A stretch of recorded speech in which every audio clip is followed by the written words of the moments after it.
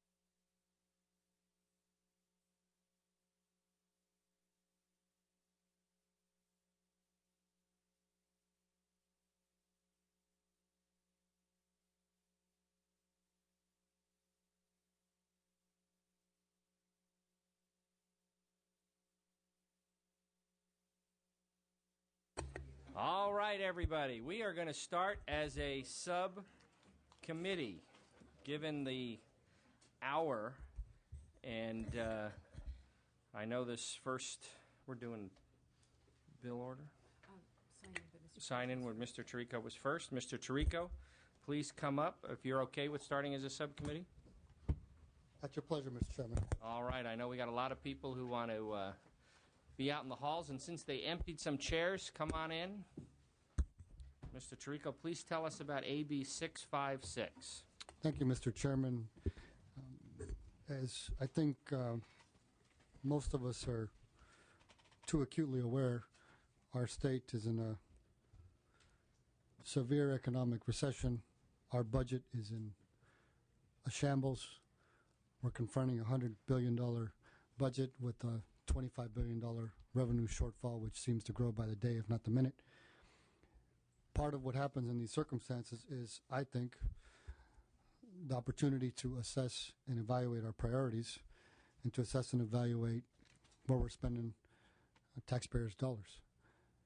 One of the things that has shocked me and made me very concerned about the future of the state is the direction our funding is going. Next year, we are on schedule to spend more money on prisons in California than we are on higher education. That's the UC system, the CSU system, and every community college in the state of California. That's as early as next year. And the trend and the gap widens every year after that. While we spend nearly $50,000 a year for prisoners in our state institutions, it costs us anywhere from $5,000 to $12,000 to educate our young people.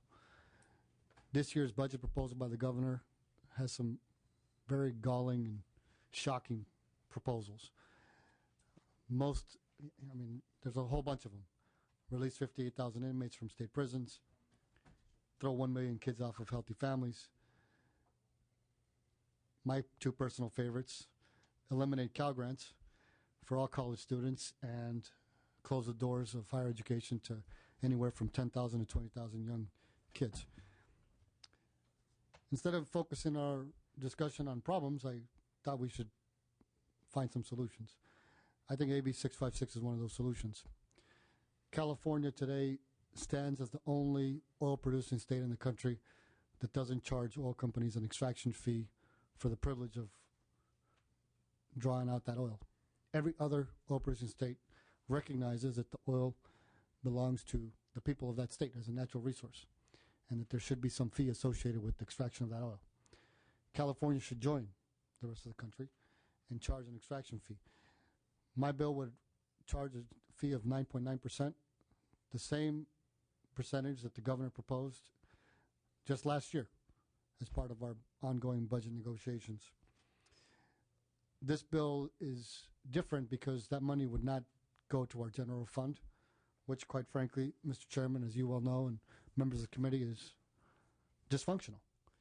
And the expenditures in the general fund are subject to the 2/3 requirement, which make it extremely difficult to govern the state, impossible to raise revenues, and certainly very difficult to imagine how we invest in the future under that scenario. That's why under this bill, the money will not go to general fund, it'll be earmarked. Almost $1 billion or more. Every penny of it will be earmarked to be spent on higher education. The UC system, the CSU system, and the community college system. With that, Mr. Chairman, I would urge the committee for an aye vote. I have three witnesses in chief and then several individuals that would like to come forward, state their names for the record in support of the bill. Thank you, Mr. Chairman. Thank you, Mr. Tirico. And certainly, as higher ed advocates, we all appreciate your articulation of the global problems and the global issues. So with that, I would love to hear from your witnesses in support. If two could be at 3 minutes and then the rest to me too, that would be great. Thank you, Mr. Chairman. My name is John Travis. I'm a professor of political science at Humboldt State University and the chair of the Political Action Legislative Committee for the California Faculty Association. CFA is a sponsor of Assembly Bill 656. We introduced this legislation in response to increasing cuts to the CSU budget, cuts resulting in the public university system denying access, as the majority leader said, to thousands of students throughout the state of California. It's undermining our ability to provide a college-educated workforce, which has historically attracted so many businesses to our state. AB 656 uses a public resource, oil and natural gas, to provide a public good, educational opportunities for our student citizens that will increase the number of college graduates to address the state's workforce needs. And it will result in tax-paying workers to improve the state's economy and provide much-needed resources for our vital state programs. AB 656 is modeled after a Texas foundation, which has been in existence for more than 100 years, that uses investment revenues from its oil severance tax for construction purposes at the University of Texas. 656 will use the revenue to fund classes at the CSU, the University of California, and California's community colleges. This new revenue will be provided by a 9.9% tax placed on extracted oil and natural gas. By comparison, Alaska has an oil and natural gas severance tax of 25%.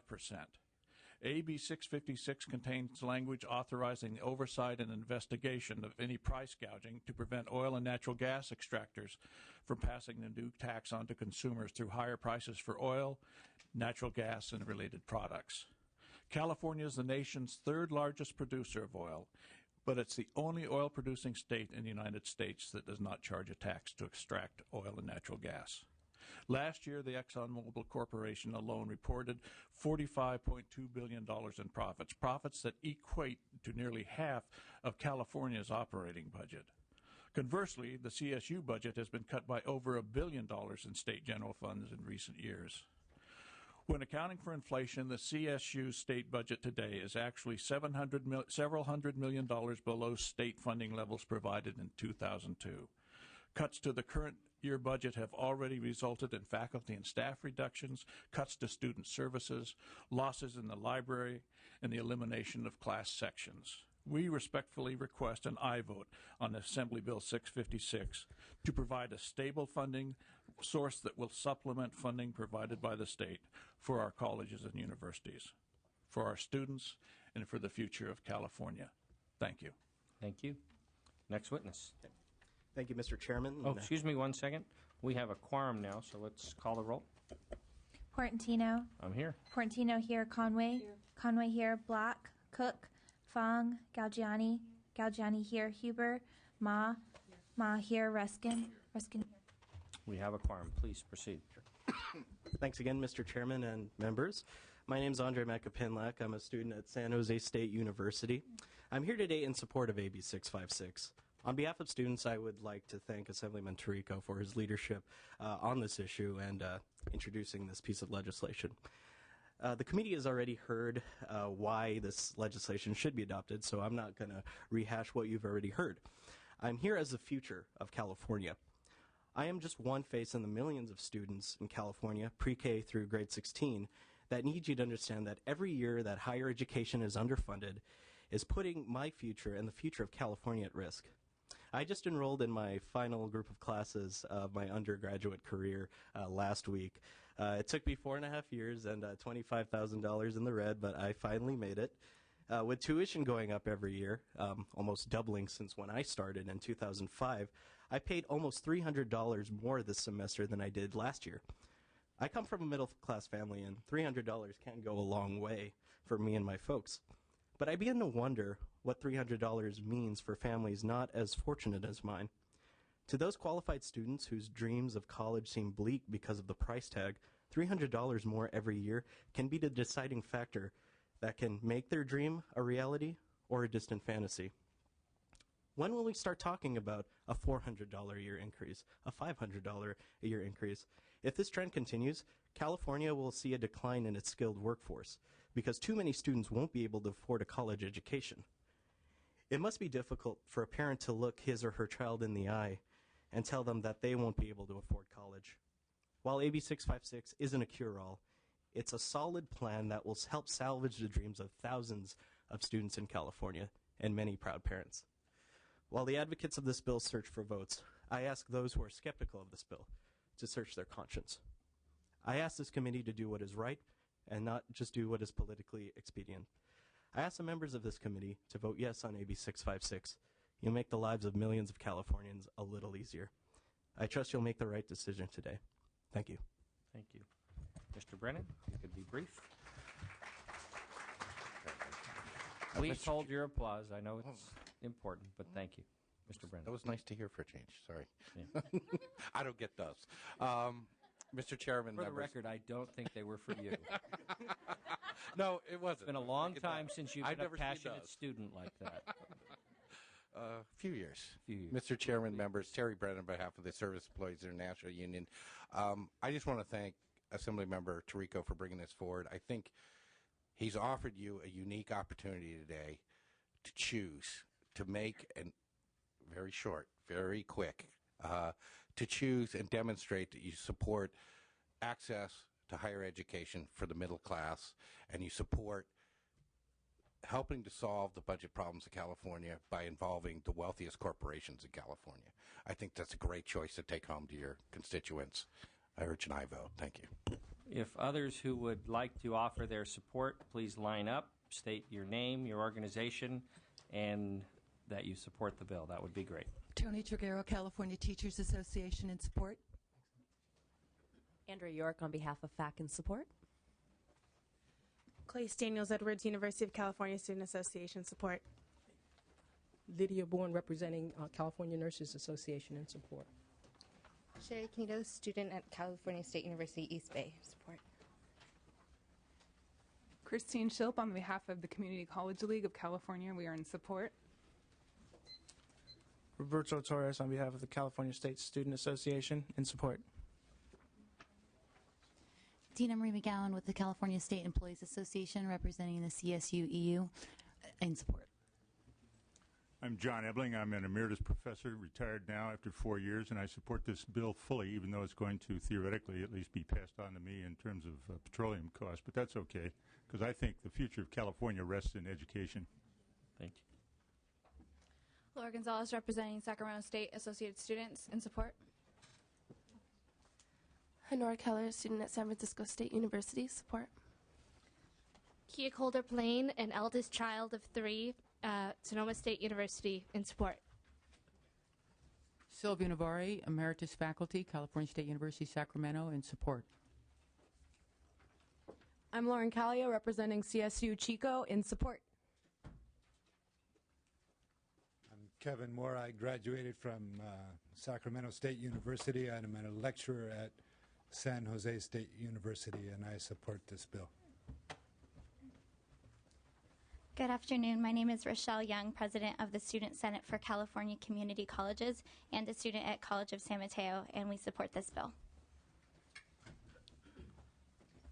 Hello, I'm Ian Magruder, president of the California College Democrats, student at UC Berkeley, in support. Thank you.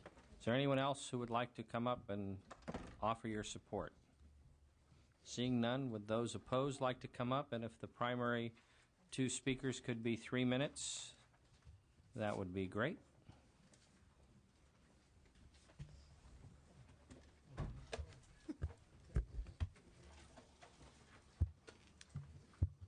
Good afternoon, Mr. Chair, members of the committee. Michelle Peelsticker, California Taxpayers Association. And we are strongly opposed to this tax, not based on where the funding is going. We are strongly in support of higher education, but more for the tax policy. This new tax will inject further volatility into our revenue system, in addition to reducing domestic production, increasing fuel prices, and further harming the economy. The Law and Economics Consulting Group estimates that this bill will result in a loss of almost 10,000 jobs in California.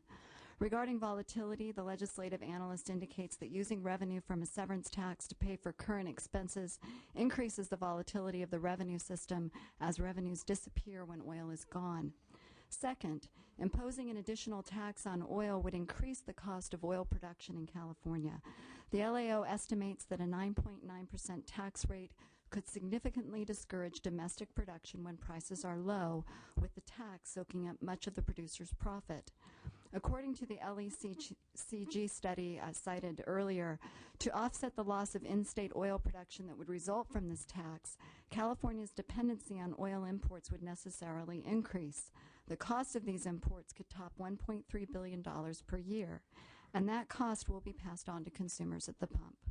The legislative analyst, in its analysis of Proposition 87, a similar measure, indicated that it was unclear as to how the Board of Equalization would be able to enforce any prohibition against passing costs along to consumers. And even if it could enforce the prohibition as it relates to the tax itself, it certainly can't keep consumers from bearing the costs associated with importing more foreign oil. Already, high gas prices have adversely impacted the economy. The LAO acknowledged that a severance tax may further contribute to economic decline in California, stating that it could reduce production, reduce investment in new technologies to expand production, and or modestly increase the cost of oil products to Californians. This could have a negative impact on the state economy, said the LAO. We are in a severe recession. Our tax policy should not contribute to that recession, but instead be designed to bring us out. The LAO also stated that it has not been demonstrated that California's overall tax burden on oil is especially low. Although California does not have a severance tax, it is among a few states that taxes oil reserves as property. The LAO concluded that a 9.9% tax rate would give California the second highest severance tax in the nation, and add to that all of the other taxes that either are directly or indirectly imposed on oil production, and a new severance tax would make California the highest oil taxing state in the nation. These are the taxes that oil producers pay. Oil producers must pay state income tax on California profits. Oil producers face a 7.25 cents per barrel fee on production to the Department of Conservation. Oil producers pay personal property taxes on the value of oil extraction equipment, such as drills and pipelines. Oil producers pay property taxes on the value of recoverable oil in the ground. Oil producers pay sales tax on machinery and equipment used in production. We look forward to working together to improve the state of our budget, but also to bringing our economy to a level of health and prosperity that will result in increased revenues and jobs for the state of California. The oil severance tax is the wrong approach to get us there, and we urge your no vote. Thank you. Next speaker, please. Mr. Chairman and members, Paul Diero representing the Western States Petroleum Association. Following Michelle's comments, the only premise behind this taxation policy of the bill is that California is the only state that does not have an oil severance tax. You cannot look at an oil severance tax and compare it to other states in isolation. You must look at California's corporate tax rate, which is one of the highest in the nation. California has the highest sales tax rate in the nation. California has the 6th highest property tax when you compare it to the top 10 oil-producing states. Adding a 9.9% tax to oil extraction in California would put California by far the highest taxed oil extraction state in the nation. What is the impact of a 9.9 oil severance tax? The impact is that you're penalizing companies in California that are making investments in California, that are employing people in California, that are paying payroll taxes in California. It is a disincentive which will result in the reduced production of oil in California, which would we would be further reliant on foreign importation. Well, how does that oil get to California? It gets here from Alaska, it gets here from Saudi Arabia, it gets here from other countries. So we're going to have more tankers off the shores of California to bring that oil in our already strained ports. What is the carbon footprint of that? What are the greenhouse gas emissions of having more oil come into the state? We have a demand in California of 45 million gallons of gasoline a day. That will not leave us tomorrow. That will not go away 3 years from now. That will not go away 5 years from now. In fact, it's increasing slightly. So the question I asked the committee is, where would you rather get oil? Would you rather get it in California to our refineries, which employ people and pay taxes, or would you rather pay the premium of having it transported across the oceans into California? That's the fundamental question. Right now, we get roughly 39% of our oil in California. 60% is imported. If this bill passes, we will have to rely on a huge amount of imports. What we've done, and Michelle has referenced the report, what you will see is a reduction of 10,000 jobs in California. You will see a substantial drop in production. So, given the unemployment rate in this state, which just climbed from 11% to 11.5%, it's expected to grow to 12% and beyond. If you want to compound that unemployment problem by voting for a 9.9 oil severance tax, which would result in 10,000 jobs being lost, vote for the bill. If you want to rely on further reliance on foreign oil, vote for the bill. With that, I would urge a no vote. Since I gave the third speaker 45 seconds, you're going to have 45 seconds, Mr. Zimmerman. Well, thank you. Mr. Chairman, members, Rock Zimmerman, California Independent Petroleum Association. Let me just mention a couple things. I know you have tough choices to make this year, but I want to make sure you have all the facts. You've heard many times that California is the only state without a severance tax. That's not true. Illinois does not have a severance tax. They're the 14th largest oil producer. Pennsylvania, where this whole industry began in 1859, does not have a severance tax.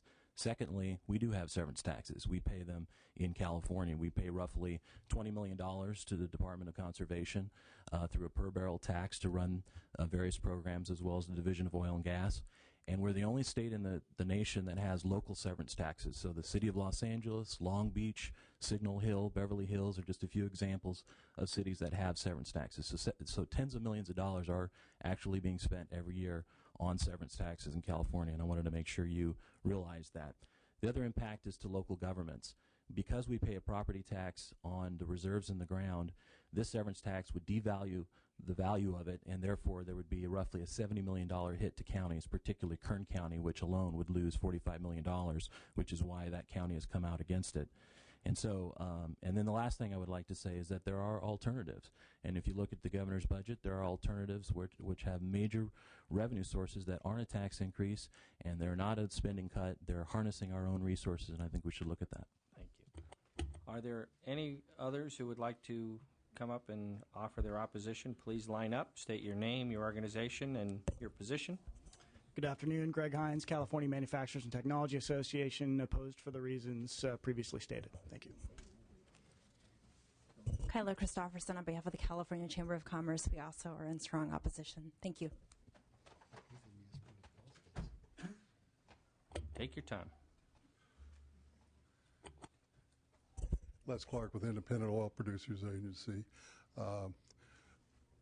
Represent most of the mom and pops, and also school board member for 32 years. I register my opposition to the bill. Thank you. Thank you, sir. Anyone else in opposition? Any questions for Mr. Tirico? Before you close, Mr. Tirico, I would just like to make a comment to some of the comments that were made. You know, we're at a time where we need 17,000 doctors just to meet the demands of a aging population. We have 47 allied health professions that have job shortages. We have a population of students that should have the same opportunity, the same promise that past generations have had. And certainly, we are not funding education to a level to do right by our students and do right by our economy. And so I do think finding a funding source for higher education is critical to the health and welfare of our students and our economy. So again, Mr. Tirico, would you like to close? Thank you, Mr. Chairman. I want to thank you for allowing me the opportunity to present the bill and to bring forth the testimony. I want to also thank all the supporters, in particular the students that have traveled from all around the state to voice their support of the bill, and more importantly, to show us a glimpse of what the future looks like and what it should look like. I want to make the announcement at this point that the bill is not going to be voted on today. I'm going to request that the vote be held over for a week, simply because tomorrow on the floor of the Assembly we will be voting for an oil extraction fee as part of our overall budget solution. So the vote in this committee will be delayed pending the outcome of that vote. I just wanted to say that at this point for the members.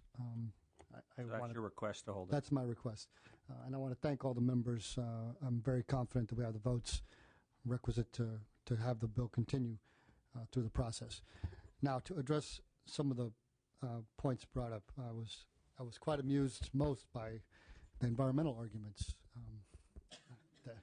the concerns raised about the environment and the shipping and all the rest, and the impacts that a severance fee would have on the environment, and only to hear by another witness that we have severance fees in California at the local level, which seems to me flies in the face of their earlier argument that it would drive oil companies out of the state.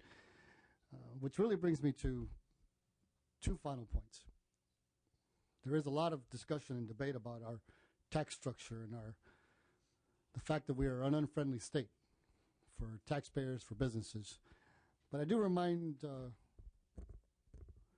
people here that are opposed to any new revenues for businesses that since 1978, we've had an effect in California, Proposition 13, which severely limits our ability to raise revenues for local and state government. And in my opinion, has been the demise of our public school systems and in large part our higher education system. So to talk about a tax structure and to decry all of the unfairness in California, we have the biggest loophole of all in the country. It's Prop 13. So if we're serious... Please hold your applause. So if we are serious here in California about investing in our young people, and I think every one of us campaigned on this platform, Democrat, Republicans, and even our newly found independent member, Mr. Rambula, probably campaigned on this, that the future depends on an educated workforce, that the future depends on giving all of our children the same opportunities we all had when we grew up, which is this, which we no longer can say today. When all of us got a letter from the UC system or the CSU system, as I was fortunate to get, in the big package, alerting our families, and my family for the first time, that one of us was going to go to college, that was a promise from the state of California that I was going to get to go. Today, thousands of young students are getting that same letter, only to get a second letter within weeks or months this year that says, we know you did everything we asked you to do. You kept your GPA, you took the SAT test, you applied for college, you got accepted, but you're not going to be able to come to college this year. I'm not sure what we say to those parents that have been waiting since those babies were born to send them off to college. This bill tries to address that issue and give an opportunity to every young person in this state to fulfill their potential. I appreciate the time, Mr. Chairman, and look forward to the vote next week. Thank you, Mr. Tirico, and we will. Our next meeting is in 2 weeks. We will honor your request to hold over the vote, and thank you. And thank you. It's always great to see the students come out and articulate your points. So, thank you.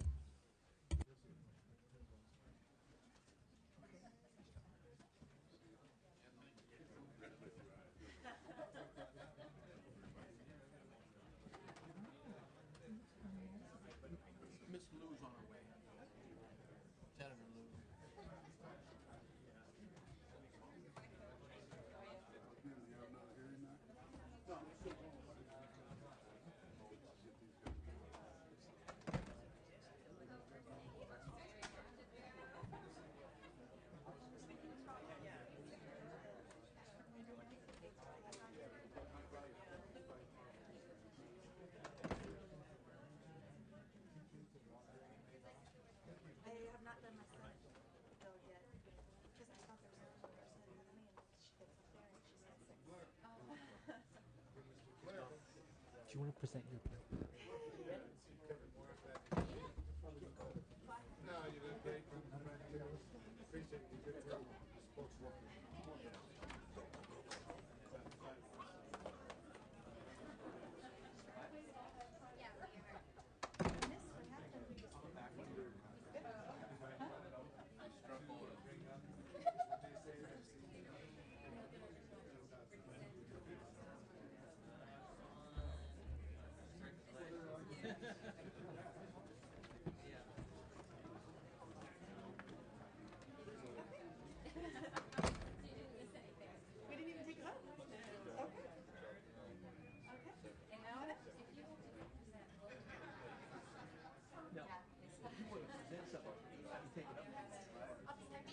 said you had something to present.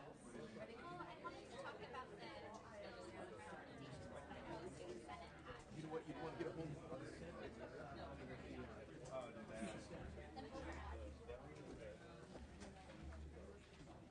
You would want to might even right now.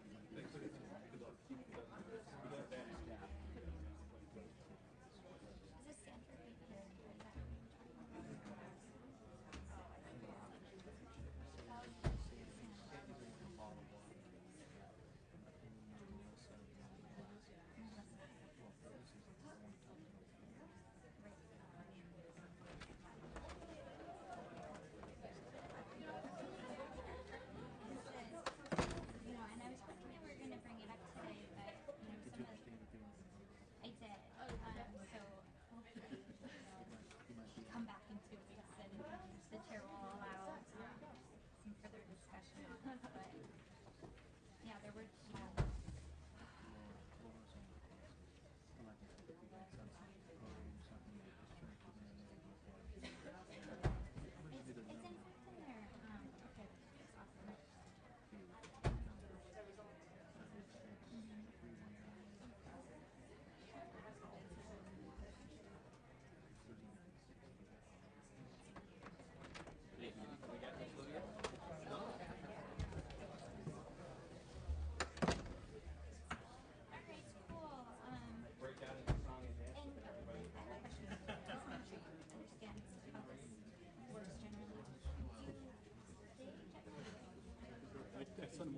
People tell me all the way to it. okay.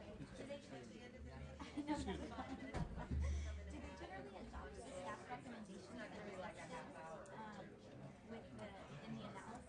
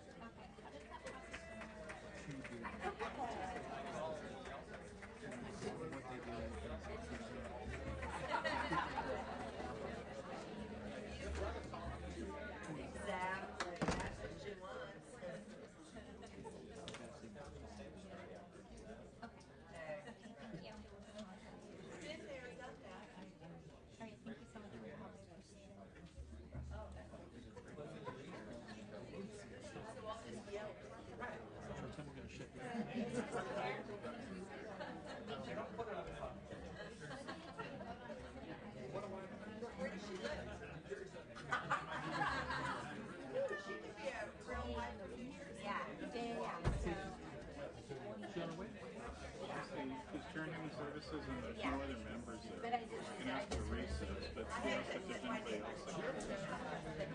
Hold it, ask for Tom, ask for Are you with that? Yes. So you just want a cup of corn? Yeah, that's This sauce and okay. please go ahead.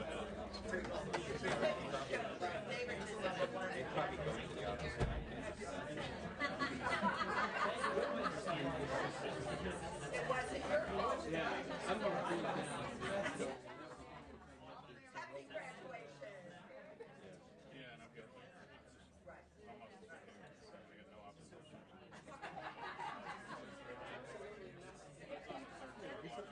No recess. Wait, we're off. This poor kid, people are both Ashton and Smooth staff.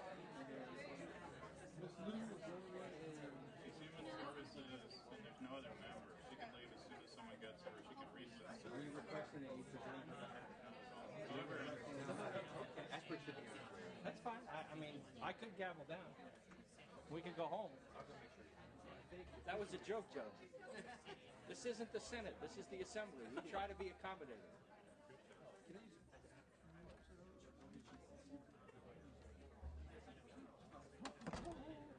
If anybody calls, tell them to take a message. Tell them to call Jack.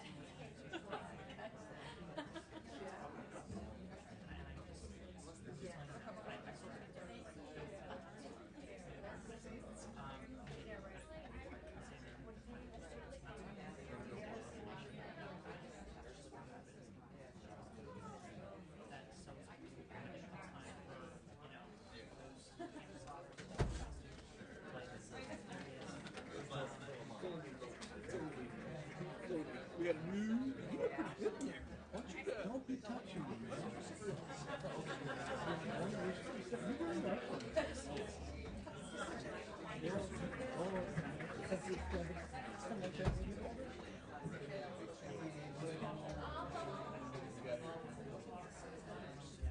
How can I help you? Can I help you? Thanks, Brett. How about Ruby?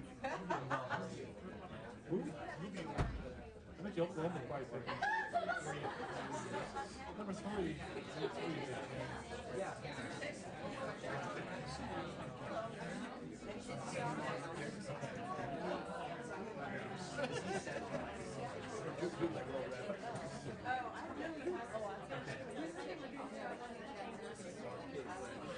There's a couple of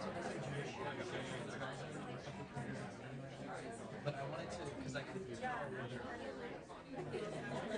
Ashford knew about.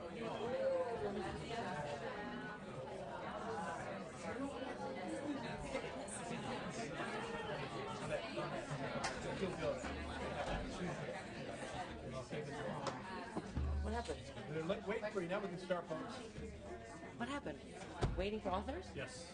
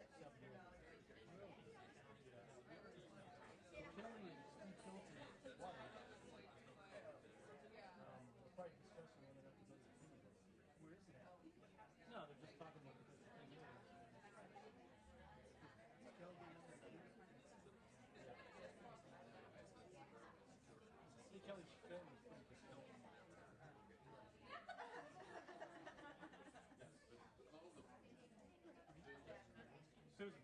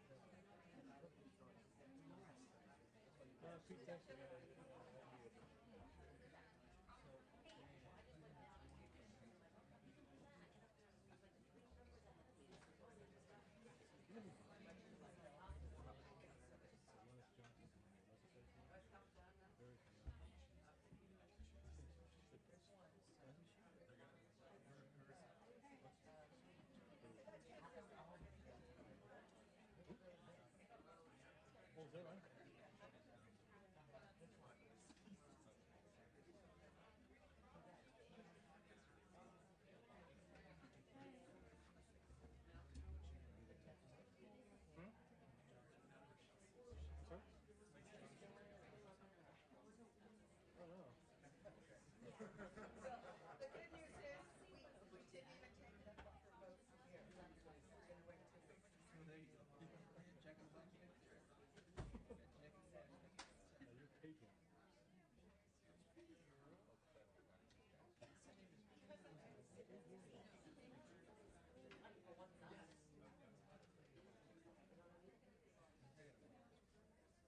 Yeah, one of these years. And we didn't ask him to sit. We didn't ask him, we didn't tell. It was a really quick hearing.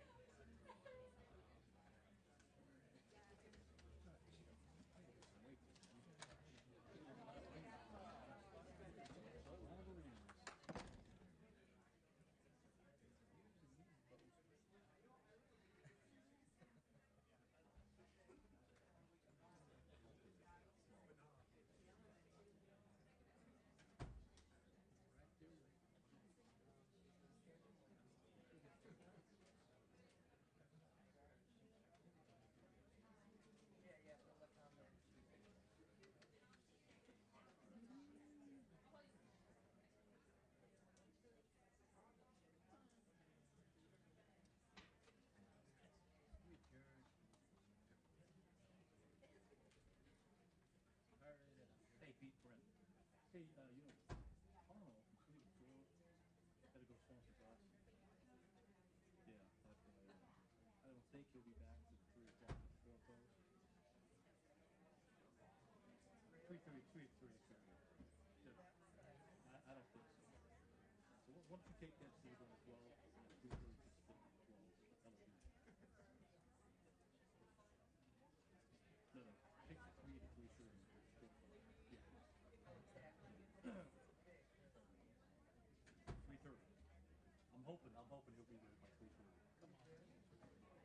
No, you go after him, 3:30. So just take it to 3:30. Okay, thanks.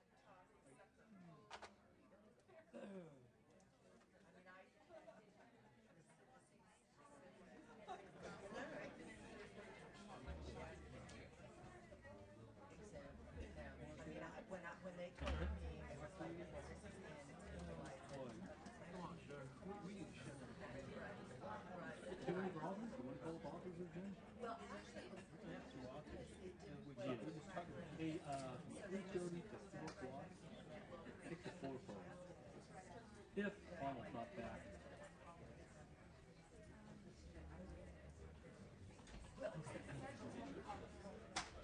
Okay, sergeants, if you would call our authors and tell them the clock is ticking, and we're going to put their bills over if they don't get here soon. Please give that message. Also, we're going to take a motion on the consent calendar. Somebody make a motion on the consent. We have a motion and a second. Please call the roll. Portantino. Aye. Portantino, aye. Conway. Conway, aye. Block. Cook. Fong. Galgiani. Galgiani, aye. Huber. Aye. Huber, aye. Ma. Ma, aye. Ruskin. Okay, if we're don't have an author by 5 minutes of, gives them 6 minutes. Okay, everybody?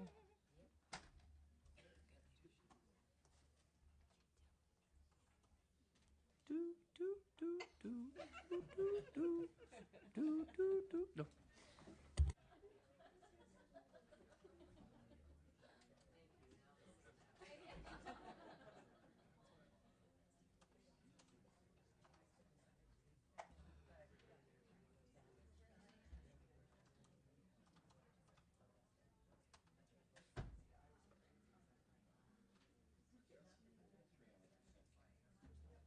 And the consent calendar was items 3, 4, and 5, SB 361, SB 511, and SB 645.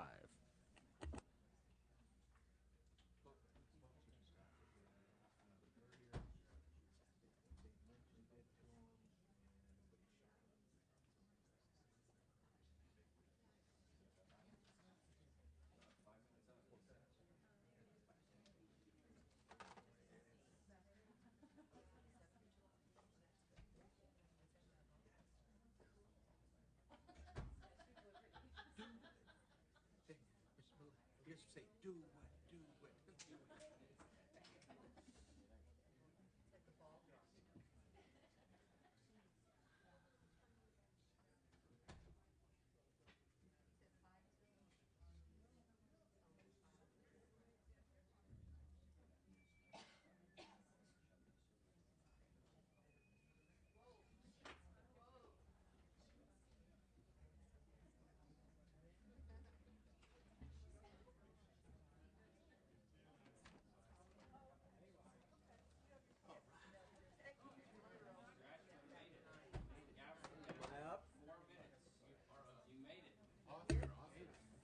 please.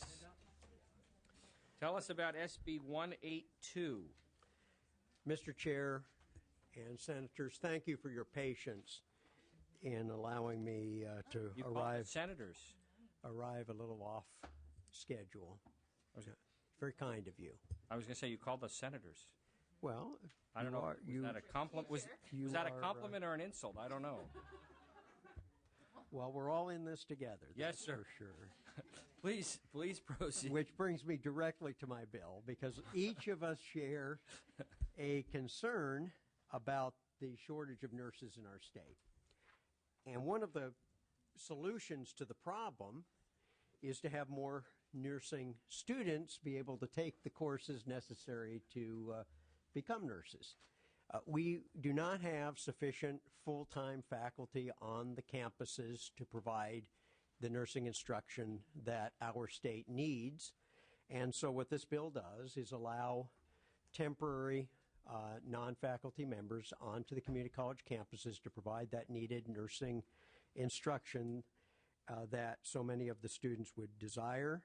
And this builds upon a pilot that Senator and now Chancellor Jack Scott carried through the legislature, and which has worked very, very well.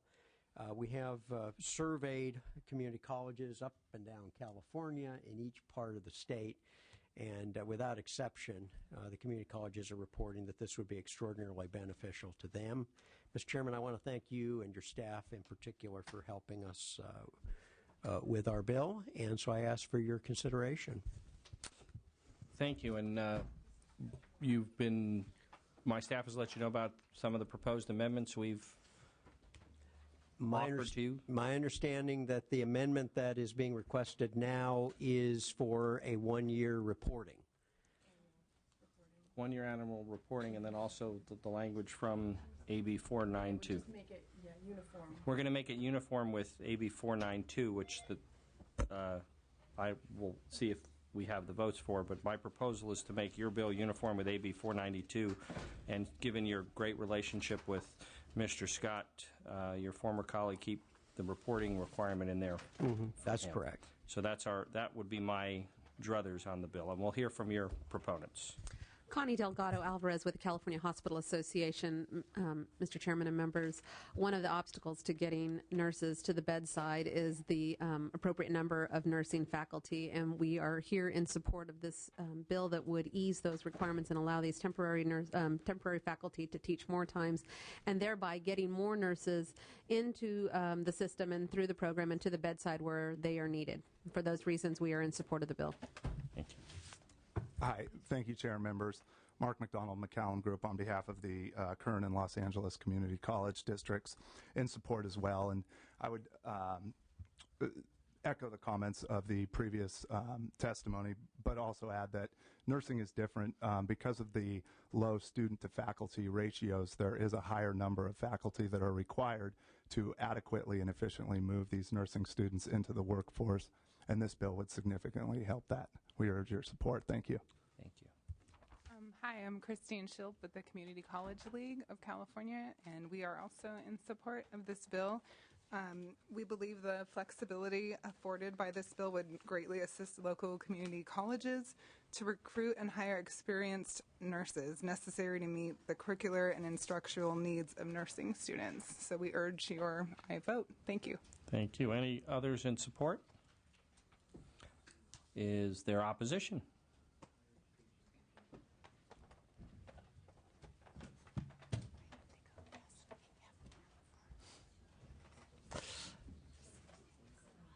If the three primary speakers could be brief, I let those three, they each spoke for a little over a minute, so that would be great if the three of you could keep under 2.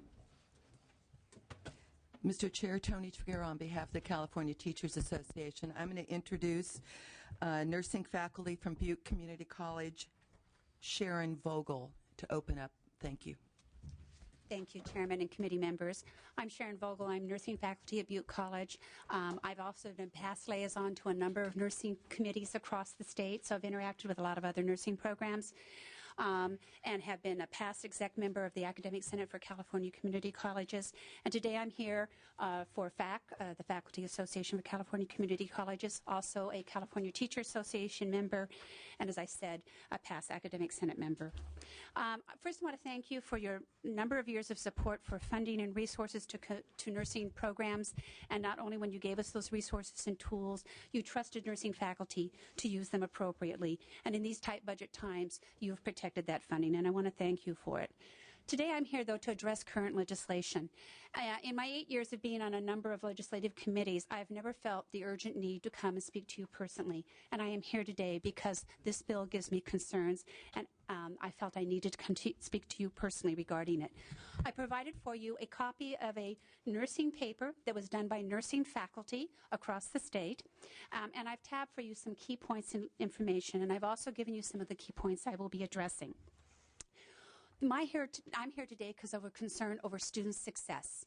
And what we know in national research and even within our programs, that the increased use of part-time faculty impacts the student success, and especially in the clinical area. Student learning really hits the floor when they get to the clinical setting. This is where they apply their theory, where they get a chance to do all hands-on, and you can really see if that student's going to be a functioning, competent RN.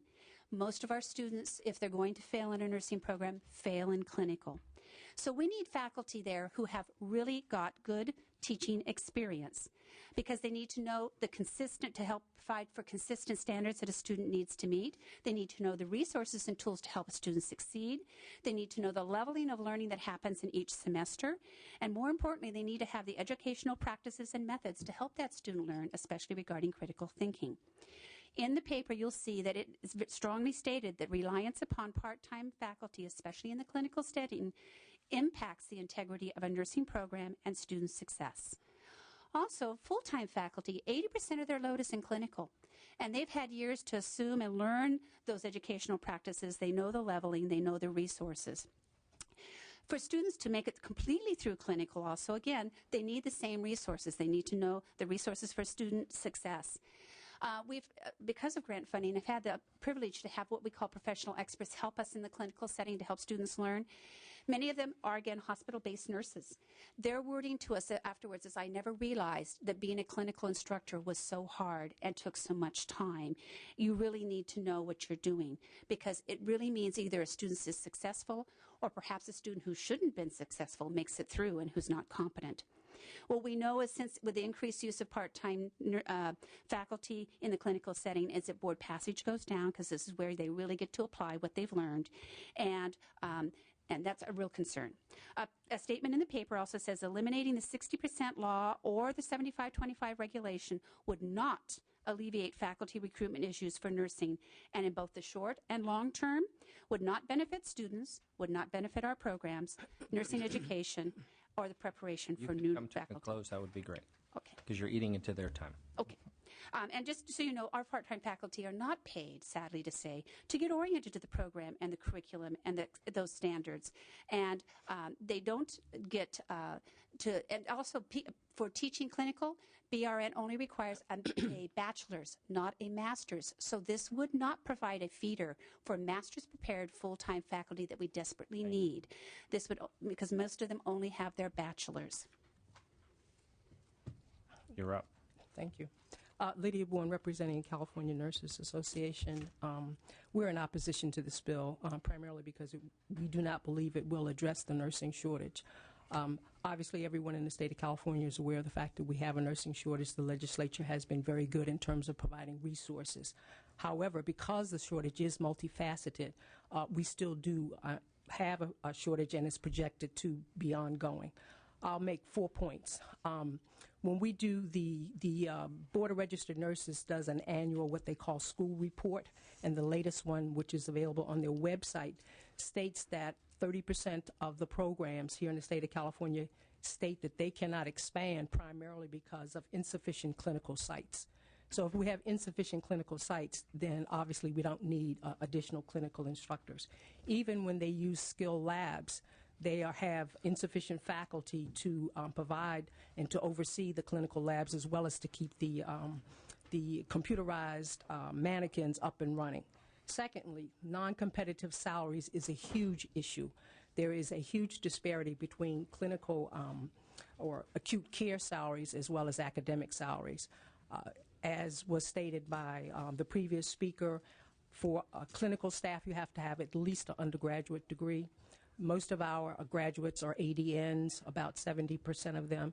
And while we are increasing the numbers to go on to get BSNs or graduate degrees, those numbers are still very small. Thirdly, we have insufficient RNs with the appropriate credentials. Again, getting back to the fact clinical nurses have to have an undergraduate degree. Those who actually teach the policy or didactic have to have a master's, and many of them go on and are encouraged to go on and get a graduate degree. And then fourth, the attrition rates. We have, along with the attrition rates, a clogged pipeline, but we're also looking at how can we assure student success? How can we assure that those students we let in actually are graduating? We're having a different type of student now, an older student, many of them second, third degree careers, and they have families, and because of the amount of time they have to put in, the amount of time they have to put in, they're not always successful in staying in the nursing programs. And for these reasons, we're in opposition to this bill. Thank you. Thank you. Dean Murakami with the California Federation of Teachers. And I'll make mine as brief as I can. All of us faculty, all the faculty organizations have a deep concern concerning the quality and maintaining the growth of our nursing programs. And part of that concern has been the erosion of the 75-25 in these nursing programs. Already in your bill analysis, the nursing program in 2002, full-timers comprised 52.6% and has gone down to 41.7% in 2007. This is exactly the wrong direction and why we've been such a forceful advocate for full-time faculty hires in nursing programs. And what this bill does is it completely erodes and takes us in the totally opposite direction, creating more part-time faculty and fewer full-time faculty to do the absolutely critical role they play in the governance and maintain the quality of those nursing programs. It's no wonder that all nurses, I will say, are not qualified teachers in these programs, which is all of a sudden an assumption that's made here. The other thing is that it's no wonder that we have trouble expanding these programs because community college funding has remained stagnant and has been cut. And this is one of our most expensive programs that we have, and it's no wonder that there's going to be a consequence because of that. We've become more dependent upon grants, which is temporary funding, which we can't hire full-time faculty on. So this is a gigantic problem. The direction is wrong. We've been trying to address this problem many, many times, and this is, again, a further direction in the erosion of our quality nursing programs for California. Thank you. Anyone else in opposition, please just state your name, your organization, and your position. Thank you, Mr. Chair, members of the committee. Jeremy Smith on behalf of the California Labor Federation, also in opposition. Anyone else? Any questions for the author? Mr. Ashburn, would you like to close? Well, Mr. Chairman, I'm tempted because the arguments in opposition are so bizarre that you would actually have the California Nurses Association arguing against additional nurses receiving the training that would enable them to take positions of health care in our state. Make no mistake about interrupt you for a second. I am willing to work with you on this bill, but please temper your comments as far as not inflaming. Well, Mr. Chairman, with all due respect, I will say exactly what I want. Just trying not to get this out of control. We're offering you an opportunity. I'm sorry, Mr. Chairman, but I will say exactly what I want and what I mean. Okay. Continue. I ask for your favorable consideration, Mr. Chairman, members of the committee.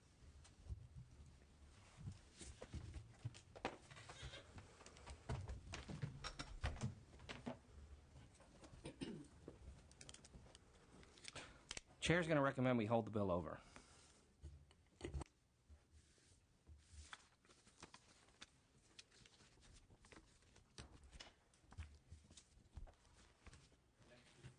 Next presenter.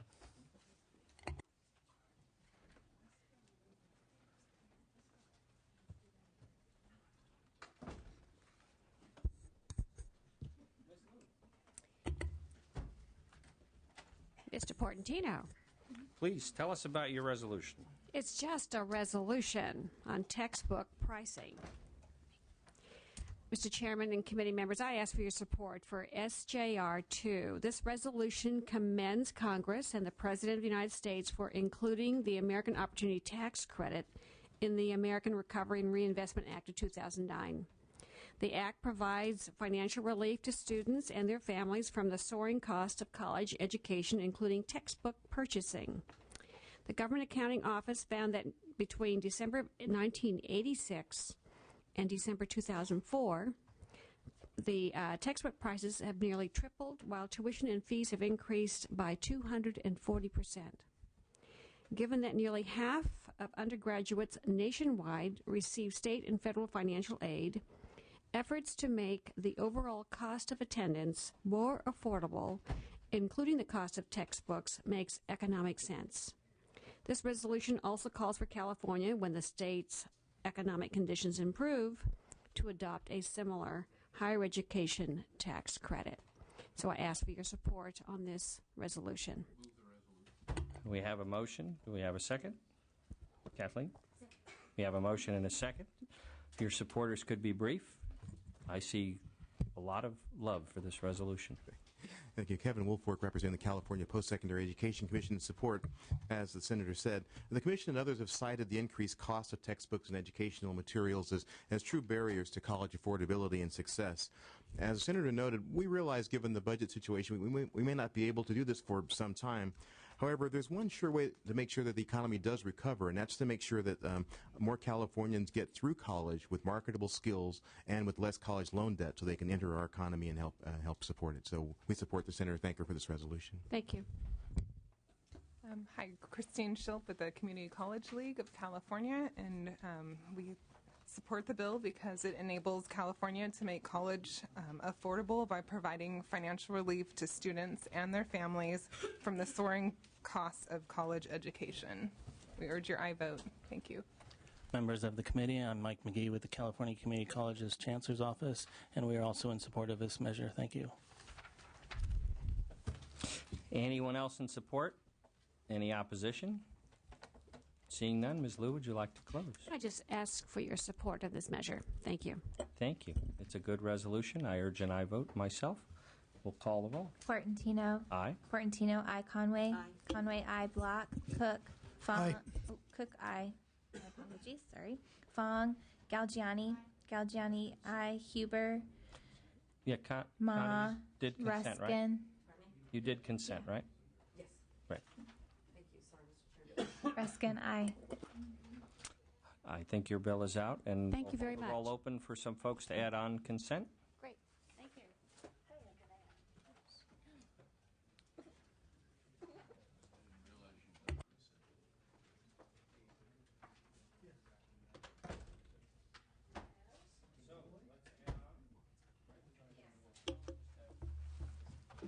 Please add on consent. That's it.